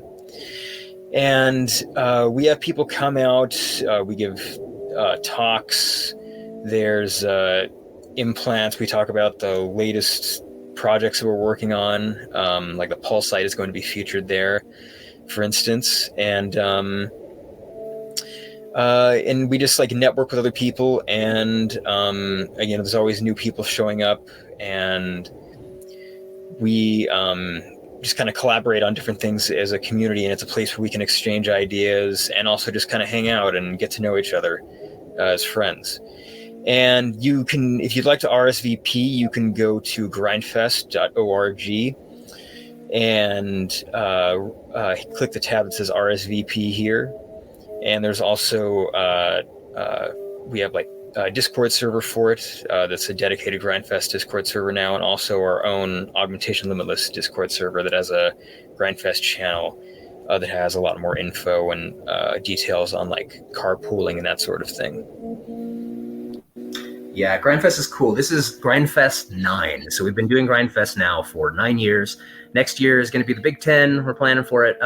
So we have done a lot of firsts here. For example, the peg leg implant was first done here. It's when the community gets together and we have the ability to both do the procedures and to fabricate the electronics. I mean, those are the days it happens. So there's generally a lot of work and design work done ahead. So for example, at this Grindfest, we're going to be doing, as we were talking about earlier, the temptress implant, and we also have the pulse light implant.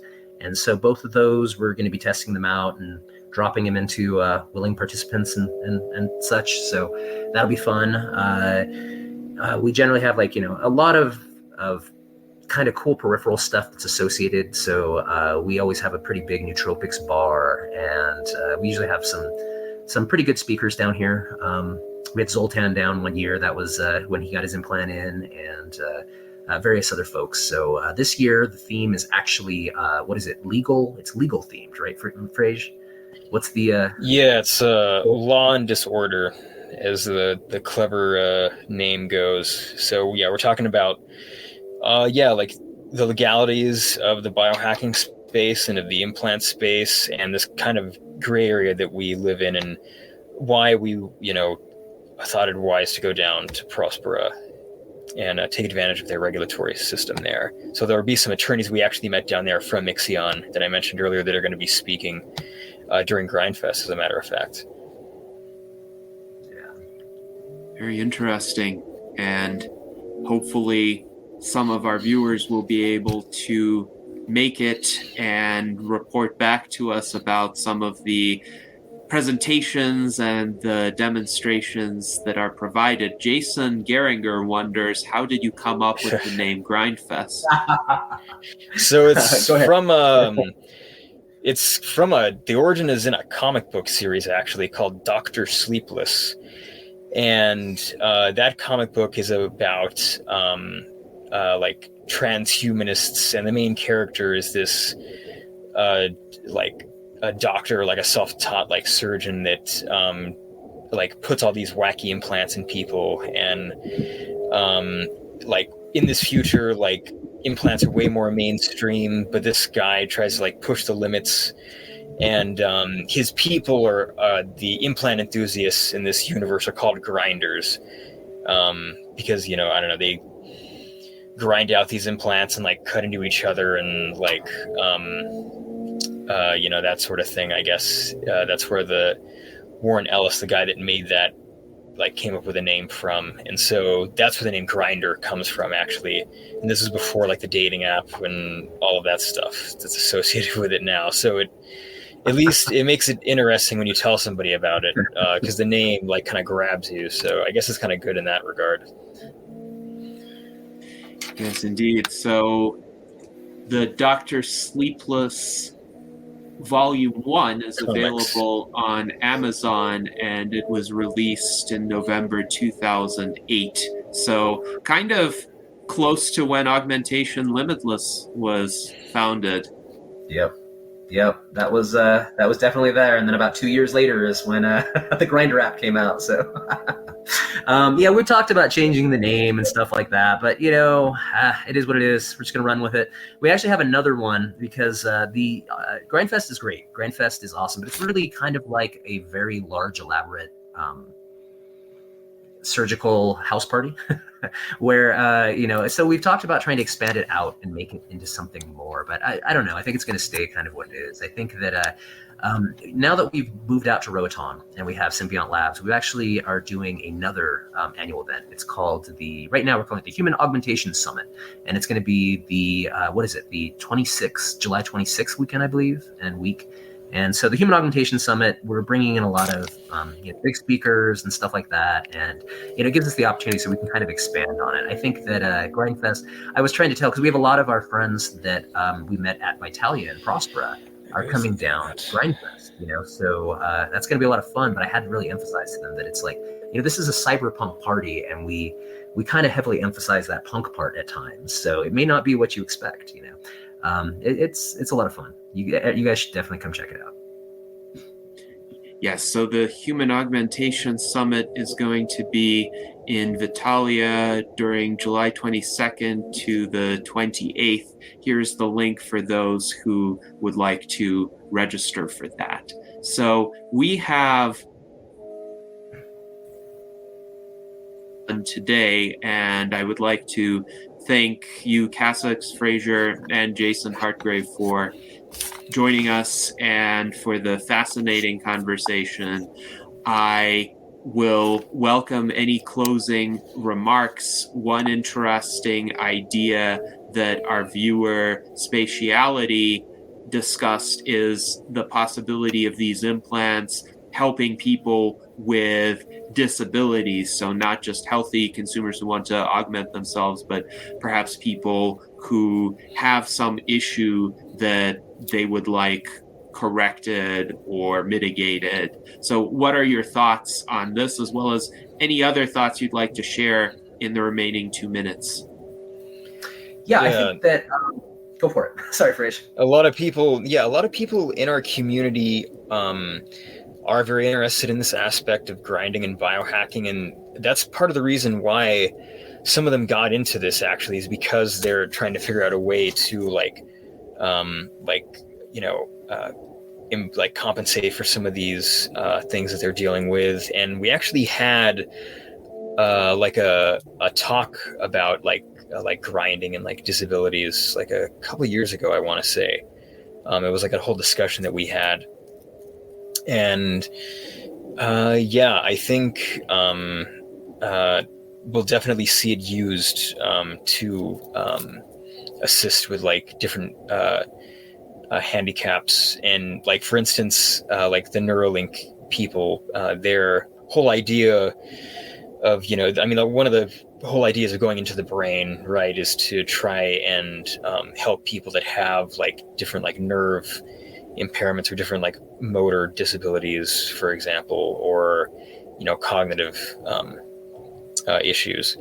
The idea is that, this like BCI or this brain implant can assist with that. I mean, we're not in that space. That's a little above us, but that's one example that I can think of. I'm not sure that having like a magnet implant would help if you have like a nerve like issues. Probably not, but maybe. Yeah. You want to speak more about that, Cassix? Sure. Yeah. I think that's the thing is people who are suffering from disabilities are often going to be the first adopters of technology like this because it matters to them more than anyone else. And it's interesting. Those are two things we notice in our community that we have. We have a lot of people with disabilities and we have a lot of people who are trans. And it seems to me that these are both communities which, have a lot to benefit. And they have people who are viewing kind of the human body and how we interact with the human body already in a different way than most people are. Conceiving of it and saying, hey, look, gender is a thing that I can alter with the right technology. It's like, well, that's a kind of advanced way of thinking about things, and so we tend to get a lot of both. There's some great speakers. God, I'm trying to remember this guy's name. I mean, the guy with the cyborg eye that he made, and there's so many Neil people Harbison. Well, Neil's a different guy. I love Neil. Neil's awesome too. I do know Neil. I'm thinking of somebody else, but yeah, Neil also has the color vision. I think these people are in many cases going to be the first adopters, both because it's, obviously most vital to them, but also because sometimes that disability is what's providing the opportunity. A lost tooth, and if you get a dental implant, it's like, well, think about it. We could use that dental implant for all kinds of things. So while it sucks to lose a tooth, in a certain way, it's an opportunity, right? And Yes. It's like, I certainly would not want to be blind. But, once we move into an era where we can correct that, the blind people are going to be the ones with the very best vision. They're going to be the ones with, the newest and best technology in their head. It's going to go the other direction, So I don't know. Yeah. And I think we definitely look forward to that kind of future where these individuals will be at the forefront of what is possible, as are you. So thank you very much for joining us today. I hope that we can all live long and prosper.